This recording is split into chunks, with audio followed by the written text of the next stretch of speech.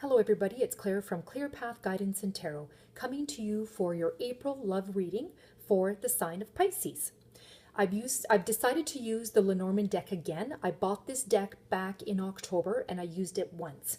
So I figured I'm going to use it again. It's been a while and it's such a beautiful deck that I wanted to use it again. I've done a little bit of research on this, and these cards are meant to only be used two at a time. They go in pairs. So what I did was I pulled two cards, and then what I did was I'm going to also pull a card from Doreen Virtue's Romance Angels. All right. So just a little bit about myself. I am an empath.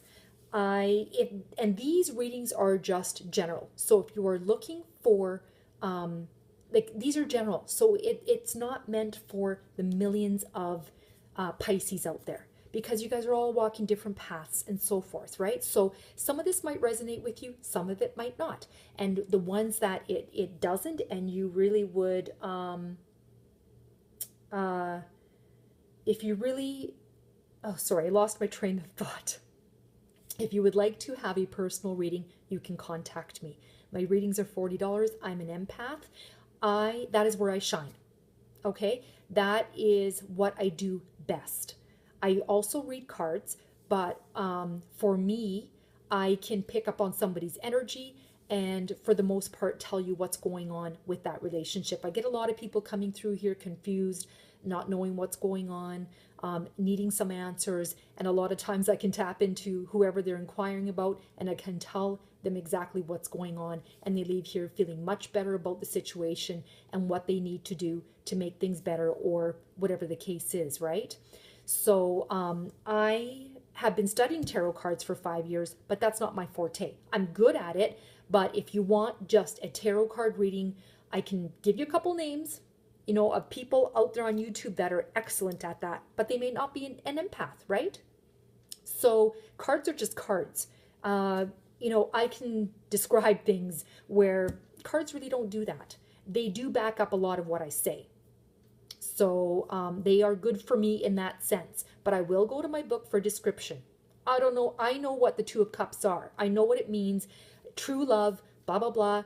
But I don't know the full extent of it. So I do go to the book for that. All right? Okay, enough about that. And on with the reading. I got the number 8, which is the very first one, and that is the coffin. So this here says the coffin of the Riviere deck harks back to the ancient Egyptian period. Although traditionally seen as an ending or finality, this is also symbolic of an initiation that brings a final reckoning of our life purpose. It is often when we are faced with life challenges, life-changing events, or illness that we evaluate the important aspects of our life.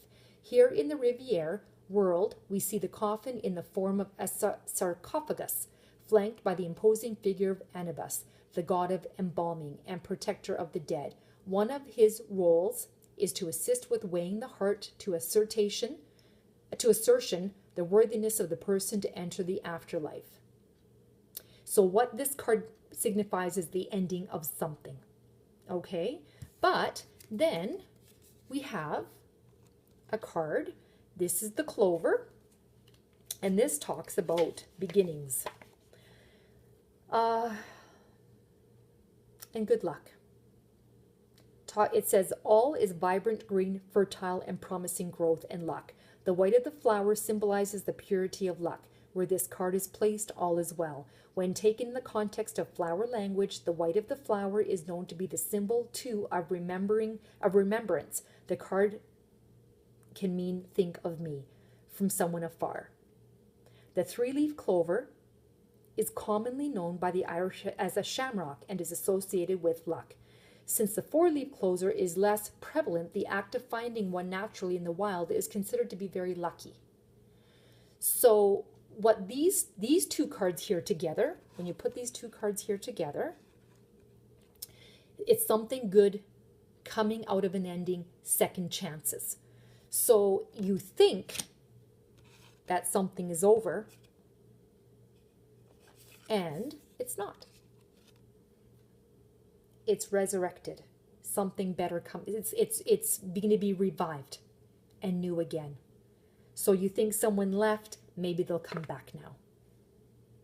Old boyfriend, ex of some sort, old girlfriend, something like that. So for any of you who are waiting for someone to come back, it might just happen this month. All right. I will pull a card from Doreen Virtue's Romance Angels, and let's see what comes up from that. I just love this deck. Like, look how pretty that is. Such a nice card. All right, what is the messages for the Pisces out there regarding April? What is the message they need to know? Give your relationship a chance. Work on your partnership. All right, how fitting is that? So someone's going to come back into your life. It's saying give your relationship a chance. Give it another chance. You thought that all was over? Give it another chance. Look at him. Look how beautiful that man is.